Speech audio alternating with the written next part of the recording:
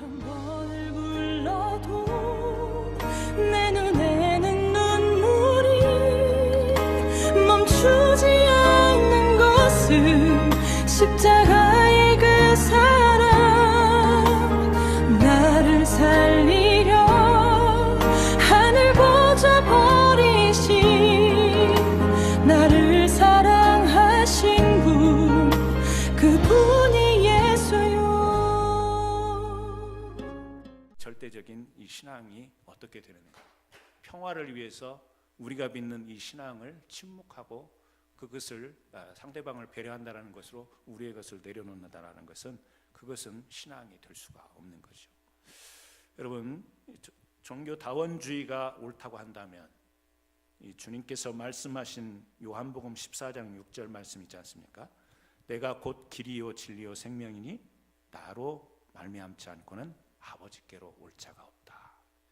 방법이 예수 그리스도를 통해서 하나님 목적지, 목표, 하나님께 나아가는 것이 바로 예수 그리스도의 대속하신 은혜로 우리가 하나님께 나아가는 것인데, 오직 이 길 뿐인데, 그래서 우리 천하 인간의 구원을 얻을 만한 이름 누구밖에 없습니까? 오직 예수 그리스도밖에 없습니다. 그런데 오직 예수 그리스도를 통하여 우리가 하나님께 나아가는 것을 이제 다른 종교에서도 다 방법은 다르지만, 이름은 다르지만 결국에는 우리가 생각하는 하나님께로 간다라고 한다면 이 땅에 예수 그리스도가 대속주로 오신 의미는 아무 의미가 없어지는 거예요. 다시 말하면 복음이 복음될 수 없는 겁니다. 여러분, 우리의 믿음의 핵심을 제하고 신앙이 가능한가? 믿음의 핵심이 없는데 어떻게 신앙이 가능하겠어요? 믿음이 사라진 종교 간의 평화를 추구하는 그 평화는 무슨 의미가 있겠냐라고 하는 거죠. 그래서 우리가 지금 이 세상에 많은 종교들이 있는 이 다원화 현상은 우리가 인정을 합니다. 저들도 우리처럼 진실하게 믿어보려고 하는 것이 있죠. 열심히 하는 것이 있습니다. 그것을 우리가 무시해서는 안 되고, 우리가 그런 점들은 존중을 할 수 있죠. 하지만 그들이 믿는 그 종교와 우리가 믿는 하나님에 대한 신앙은 절대 같을 수가 없다라는 거예요. 우리가 그들을 배타하는 것이 아니라 우리가 믿는 신앙을 굳건하게 붙잡는 것이죠. 우리의 신앙, 우리의 복음, 예수 그리스도를 통하여서 우리의 죄가 사지고 우리가 그 하나님의 약속하신 화평으로 나아갈 수 있는 것은 오직 우리가 하나님 은혜 안에서만 가능한 일이기 때문에, 그것이 고집으로 보일 수도 있습니다. 그것이 배타적인 것으로 보일 수도 있겠습니다. 하지만 신앙이라고 하는 것은 오직 유일한 길이라는 사실이에요. 그래서 유교, 우리가 만약에 같은 개념으로 구원을 이해를 한다고 할 때, 여러분, 유교는 우리가 지향하는 구원과는 완전히 다른 것이죠. 그들이 내세우는 용어가 있습니다. 내성 외왕이라는 말이에요. 안으로는 성인이 되고 밖으로는 사람을 다스리는 자가 되자. 이게 유교의 궁극적인 목적입니다. 여러분, 우리가 불교가 지향하는 것 잘 알죠? 선불교 용어로서 견성성불입니다. 부처가 되는 거예요. 해탈하고 부처가 되는 것입니다. 뭐 다른 종교도 그렇습니다만 이렇게 각 종교가 내세우는 것이 있는데, 우리는 하나님을 향하여 그리고 예수 그리스도를 통하여 이렇게 믿음으로 하나님께 나아가는 것과는 여러분 전혀 다르며, 그리고 하나님이 약속으로 주신 구원과는 전혀 다른 것이. 그런데 구원의 개념은 같은 것이며 길은 다르지만 목적지는 같다라고 하는 것을 저는 인정을 할 수가 없습니다. 그럼에도 불구하고 오늘날 이 시대는 다양한 종교가 존재를 해요. 그리고 많은 사람들이 다양한 종교인으로 살아갑니다.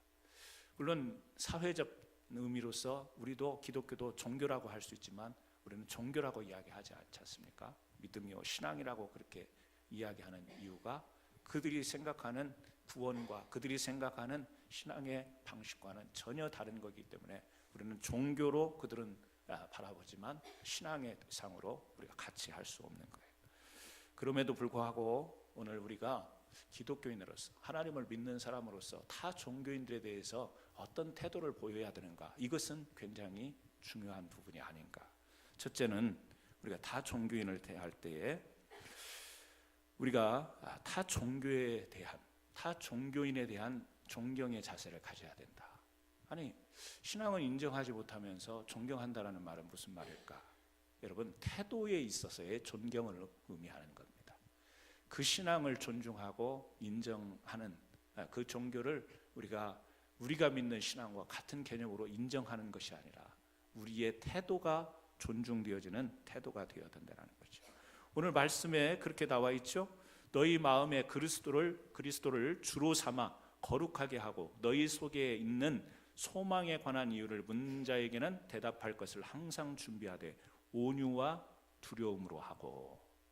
자, 지금 이 말씀은요, 우리가 이 너희 속에 있는 소망에 관한 이유, 우리 신앙의 이유입니다. 하나님께 소망을 두고 하늘에 소망을 두고 우리가 이 신앙, 이 믿음을 지켜나가잖아요. 그러니까 어떤 사람을 만나든지 이 복음을, 이 믿음을, 이 구원을 설명할 수 있는 준비가 되어 있어야 된다. 그런데 우리의 태도는 어때야 되느냐? 여기 이야기하죠. 온유와 두려움으로 해야 된다. 온유라는 말을 우리가 잘 알지 않습니까? 다스릴 수 있는 힘의 조절. 그러니까 온유함으로 우리가 타 종교인들에 대해서도 우리가 그런 자세를 가져야 되는 것이죠. 간혹 하다 보면 그런 기사를 볼 때가 있습니다.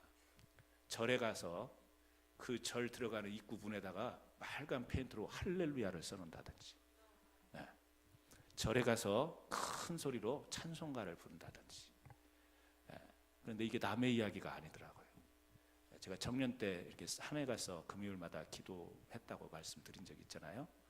한 번은 차량을 타고 한 40분을 가야, 지금은 기도원이 있는 곳인데 그때는 기도원이 없었습니다만, 그 산에 가서 기도를 하는데 한 번은 너무 힘이 드니까 전주 시내에 있는, 인근에 있는 기린봉이라고 하는 산이 있어요. 그래서 청년 우리 한 12명, 또 목사님 그렇게 해서 같이 멀리 가지 않고 가까운 인근에 있는 기린봉이라고 하는 산에 올라가서, 대학생들, 청년들이니까 얼마나 산에 올라가서 큰 소리로 기도를 하겠습니까? 밤 12시가 넘어서 막 기도를 하는데 아래에서 사람 걸어오르는 소리가 들려요. 기도를 하는데도 그 예민하니까 내 기도 소리에 아무것도 안 들릴 것 같지만 희한한 게 뭐냐면 큰 소리로 외쳐도 밤에, 그 깊은 밤에 이 소리가 잘 들린다라는 거예요. 저벅저벅 누가 걸어오는 소리가 나는데 보니까요, 우리가 기도하는 산 바로 밑에 절이 있는 거예요. 절이 있는데 스님 두 분이 대나무 막대기를 들고 우리 기도하는 데로 온 거예요. 와서 보니까 숫자로 게임이 안 되거든요. 우리는 12명인가 13명인가 되고 2명이 왔는데 이 스님이 화가 나가지고 막 큰 소리로 멀찌감치서 이야기하는 거예요. 제발 잠 좀 잡시다 그러는 거예요. 바로, 저는 잘 몰랐어요. 바로 밑에 절이 있는데 우리가 막 주여 외치고 막 기도하니까 그 절에서 얼마나 시끄러웠겠어요. 다른 것도 아니고 또 기독교잖아요. 와갖고 그 스님이 그러니까 와서 큰 소리로 하니까 우리 청년들이 혈기가 왕성한데 그 중 앞으로 제일 먼저 달려간 사람이 누굴까요? 베드로처럼 제가 갔죠. 제가 가가지고 속으로, 그때는 스님도 아니었어요. 그러면서 알잖아요. 스님 다르게 부르는 거. 그러면서 속에서 겉으로 못하고 나도 모르게 뛰쳐나와가지고 싸우려고 하는 어떤 이런 마음. 우리가 기도하는데 당신들이 왜 와갖고, 그것도 또 스님들이 올라와가지고 우리 기도를 방해하냐, 이런 마음으로 가득 차가지고요, 저도 모르게 전투적으로 이렇게 나가서, 물론 그때 우리 목사님이 말리고 허허 웃으시면서 내려가자 하고 내려갔어요. 나는 그걸 인정할 수가 없었어요. 우리 그 기도에 강한 목사님이 저 스님 2명이 와가지고 시끄럽다고 하니까 왜 이 기도를 중단하고 내려가실까? 나는 이해가 안 됐었어요. 근데 우리도 모르는 사이에 타 종교인들에 대해서는 굉장히 전투적인 마음이 있습니다. 싸우려고 하고 지고 싶지 않고. 그래서 한국의 축구장에서 우리 한국 국가대표 빨간 유니폼을 입으면 붉은 악마 응원단이 이렇게 2002년 월드컵 때 형성이 돼 있잖아요. 근데 전에 언젠가는 붉은 악마 응원단 옆에 붉은 닭 응원단이 있었대요. 붉은 닭. 그리고 그 옆에 붉은 호랑이 응원단이 따로따로 있었다라는 거예요. 다 같은 한국팀을 응원하는 한국 사람인데 붉은 악마, 붉은 닭, 붉은 호랑이. 붉은 닭은 뭔지는 모르겠는데 붉은 호랑이는 이제 호랑이가 우리 한국 마크잖아요. 상징 동물인데 이 붉은 호랑이는 기독교 응원팀이에요. 그래서 저 악마들과 붉은 악마라는 이름의 거부감을 가지고 저들과는 응원을 같이 못한다 해가지고 따로 앉아서 거기서 응원을 하는데 응원가가 뭐죠? 승리는 내 것일세. 승리는 내 것일세. 마귀들과 싸울지라. 이게 축구장에 응원하러 온 건지 아니면 교세를 아니면 뭐 찬양을 통해서 마귀를 쫓으러 온 건지 구별이 안 되는 거예요. 물론 우리가 문화 속에 물론 붉은 악마 그러면 그 용어 자체가 우리가 왜 하필이면 그런 이름을 지었을까? 우리도 그런 거부감은 있는 것은 사실이지만 여러분 우리가 구별을 좀 잘하는 성숙됨이 있었으면 참 좋겠습니다. 그래서요 우리 경로대학에서 전에 우리 처음 시작할 때 우리가 경건 예배를 드리면 찬송가를 부릅니다. 그리고 끝나면 이제 우리 노래 시간에는 우리 흘러간 노래도 부르고 가곡도 부르고 가요도 부릅니다. 근데 경로대학에 오셨다가 다른 교회 분인데 시험 드셔서 가신 분이 계세요. 어떻게 경로대학에서 세상 노래만 부르냐. 그리고 가셨어요. 그래서 그분을 설득할 길이 없어요. 그러나 경로대학뿐만 아니라 우리 그 집에서 가끔 가라오케로 찬양을 부르시는 분들 계시잖아요. 제가 조금 이것은 우리가 한번 생각해 볼 점이 아닌가. 뭐냐면 노래를 부르더라도 어떠한 목적에 의해서 부르느냐. 자, 오락과 우리가 여흥을 위해서 부를 때 여러분 찬송 부르면 안 됩니다. 그때는 나는 항상 찬송하는 마음, 기도하는 마음이 있어서 좀 평소에 열심히 신앙생활하지 꼭 노래 부를 때만 그렇게 지극히 신앙적인지 몰라요. 여흥과 오락은 나의 즐거움을 위해서 부르는 노래이기 때문에 거기에 하나님을 예배하고 경배하는 노래는 맞지 않는 거예요. 그러므로 이렇게 분위기를 잘 맞추는 지혜도 필요하고요. 삶의 적용에 우리 탁월한 능력이 우리 그리스도인들에게 필요한 거예요. 오락을 위해서는 더 지나치지 않는 가사가 뭐 선정적이지 않고 건전한 그런 노래를 부르면 됩니다. 예배할 때는 우리가 찬양하잖아요. 하나님 앞에 찬송하는 겁니다. 근데 이게 분위기가 안 되면 글쎄 응원할 때 그런 찬양을 복음 찬양이든 부르는 것이 맞는지 안 맞는지는 잘 모르겠어요. 제가 비록 군대는 방위로 갔지만 군부대로 출근하는 방이었어요. 그래서 나름 그 안에 내무반도 있고 처음에 들어갔을 때 우리 보통 신고식이라고 하죠. 이 내무반에 들어가서 신고식을 하는데 신고식 때 노래를 부르라는 거예요. 그런데 저는 아시다시피 청년 때도 신실한 믿음 생활을 했기 때문에 이 가요나 이런 노래를 전혀 들어서 곡조는 알지만 가사를 모릅니다. 그래서 군대에서 처음 신고식 때 부르라고 하니까 군가를 부르죠. 멋있는 사나이를 불렀더니 멋있는 그랬더니 스탑 시키는 거예요. 그 노래 말고 그러더라고요. 그 노래 말고 그래서 그 다음에 생각한 게 제가 중학교 때 A를 맞았던 봄처녀를 부른 거 아니에요? 봄처녀 재우시네 그랬더니 막 짜증을 내면서 그거 말고 그러더라고요. 그래서 부른 게 내게 강 같은 평화를 부른 거예요. 그랬더니 바로 나오는 말이 머리 박어 그러더라고요. 분위기 파악을 못하는 거죠.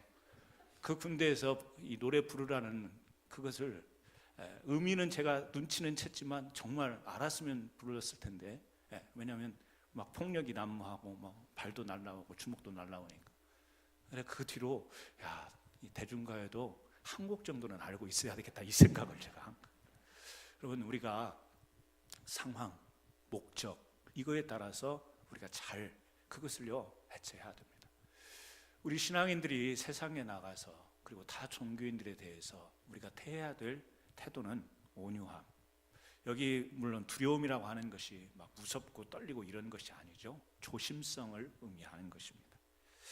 히브리서 12장 12절에 보게 되면 우리가 화평함과 거룩함, 이것을 굉장히 강조합니다. 자, 우리가 신앙적으로 인정해서 평화를 이루자, 이건 아니에요. 그것은 우리가 허락할 수가 없습니다. 수용할 수가 없습니다. 하지만 우리의 확고한 신앙을 다른 사람들에게 나타내고 보여줄 때는 우리가 굉장히 상식적이며, 그리고 우리가 교양이 있으며, 그리고 정중한 모습으로 이 복음이 오히려 우리를 통해서 훼손되지 않고 세상에 훼손되어 보이지 않도록 노력하는 것은 굉장히 중요하다. 그래서 어떤 분이 제가 스님이라고 그랬더니, 아니, 목사님 왜 스님이라고 부릅니까? 다른 용어가 있는데 그러더라고요. 아니, 스님이라고 부른다고 해서 제가 그분이 믿는 신앙을 내가 인정하는 게 아니에요. 외형적으로 그 태도에 있어서는 존중하는 게 필요합니다. 그들도 열심히 합니다. 불교뿐만 아니라 다른 종교도 우리보다 더 열심히 하는 거예요. 뭔가 또 참된 진리를 찾겠다고 하는 거예요. 그런 부분에 대해서는 우리가 존중하는 것이 당연합니다. 그리고 그들이 우리를 또 존중하는 것도 맞는 것이죠. 그래서 태도에 있어서 우리가 조금 더 우리 배타적이고 전투적이고, 저도 그랬잖아요. 저도 청년 때 막 혈기가 왕성할 때지만 뭔가 다른 종교에 대해서는 인정하지 않으려는 것이 외향적인 태도로 적대적으로 나타나가지고요, 무시하려고 하고, 그래서 다른 종교는 또 어떤 데는 심지어 이게 폭력적으로 이렇게 변하기도 하잖아요. 그런 것은 사실은 진짜 신앙보다는 종교, 정치화된 종교를 추구하는 사람들에게서 이 폭력성은 나오게 되어 있는 거예요. 폭력, 배타, 적대, 이것은 사실은 따지고 보면 우리의 순수한 신앙 때문에 나오는 거라기보다는 정치화된 종교에 의해서 배출되어지는 것이 폭력, 싸움, 전쟁. 그래서 막 지금 테러가 일어나고, 지금 같은 모슬렘 안에서도 이 파별로 막 죽이고 이러지 않습니까? 왜 그러냐면 그게 정치화됐기 때문에 그래요. 저는 참 우리 한국에서 다행인 게, 이 모슬렘처럼 서로 파가 다르다고 막 폭탄 던지고 죽이고 이랬다면 한국이 어떻게 됐을까, 그런 생각을 해봐요. 막 장로교파하고 감리교파하고 막 전쟁을 한다고 생각을 해봐요. 막 장로교에다가 막 수류탄 던져놓고 막 순복음 가서 막 총으로 쏘고 뭐 이런다고 생각, 얼마나 다행인지 몰라요. 여러분, 태도에 있어서 존중하는 자세를 갖는 저와 여러분 되기를 주의 이름으로 축원합니다. 두 번째는 여기 그렇죠? 너희 마음에 그리스도를 주로 삼아 거룩하게 하고 너희 속에 있는 소망에 관한 이유를 묻는 자에게는 대답할 것을 항상 준비해야 돼. 뭐죠? 내가 받은 구원을 다른 사람에게 설명할 수 있어야 되는 거죠. 성경을 통하여서 믿음의 길로 들어선 내가 다른 사람에 대해서, 우리가 믿는 믿음에 대해서 설명을 하고 복음에 대해서 확실하게 대답하고 설명할 수 있는 확신이 우리에게 준비되어 있어야 된다는 거예요. 어떻게 구원받아요? 무조건 믿어. 그냥 대꾸 달지 말고 믿어. 혹시 여러분 그런 대답 해보신 적 없나요? 교회 나와, 목사님이 알려줄 거야. 자연스럽게 믿다 보면 알게 될 거야. 뭐 이런 식으로 혹시 답변한 적은 없으신가요? 아니요. 우리 캔사스 하는 장로교회 성도님들은 그런 분들이 한 분도 없기를 바라고 없는 줄 믿습니다. 누가 구원이 뭐냐고 물으면, 어떻게 하면 천국 가냐고 물는다면, 어떻게 내가 내 자신의 죄의 문제를 해결할 수 있냐고 한다면, 여러분들이 성경에서 배운 자기 말이 아니고 옆에서 주워 들은 이야기가 아닌 성경이 말하고 있는 바를 확실하게 대답해 줄 수 있는, 저는 그런 성도님들이 되기를 바랍니다. 얼버무리다 보면요, 우리보다 똑똑한 사람들이 있다니까요. 누구예요? 이단들 똑똑해요. 왜 똑똑하냐? 뭐가 똑똑하냐? 그들은 정말 하나님의 말씀을 잘못 해석해서 그걸 논리적으로 설명을 해줍니다. 듣고 있다 보면 마치 그런 것 같습니다. 왜요? 너무 또박또박 정리를 잘 해놨기 때문에. 이단도 자기가 대답하고 설명할 것을 정리하여 암기하여 막 사람들 앞에 도전하는데, 분명한 진리와 확실한 신앙을 가진 우리는 얼버무리고 있다니까요, 그 앞에서. 이건 아니잖아요. 이건 아니죠. 그리고 말하고 토론하다가 딸리면 막 잘못 가르치는 사람들하고 이야기하다가 딸리면 딱 화내고, 저 마귀 새끼들 그러면서 일어나서 가버리잖아요. 저 지옥 갈 것들 잃어버리면서. 지옥 갈 거는 맞지만 그 상황에서는 우리가 지는 거예요. 그 자리에서 화내고 일어나는 거는 지는 거예요. 물론 우리가 설득해도 그들이, 이 악한 영이 그 영을 사로잡으면 그들은 듣지 않을 거예요. 순종하지 않고 받아들이지 않을 거예요. 하지만 우리가 할 수 있는 선에서는 분명하게 제시할 건 제시하고 털어버릴 건 털어버려야 되는데, 제시도 못하면서 털어버리려고만 하면 그건 아니라는 사실이죠.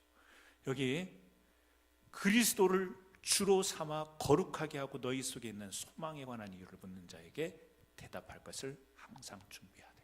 오늘 한번 생각해 보세요. 복잡하게 생각하지 말고, 내가 복음을 안 믿는 사람들에게, 타 종교인에게 설명할 수 있겠는가? 어떻게 하면 구원받는지를 설명할 수 있겠는가? 이 두 가지만 한번 생각을 해보십시오.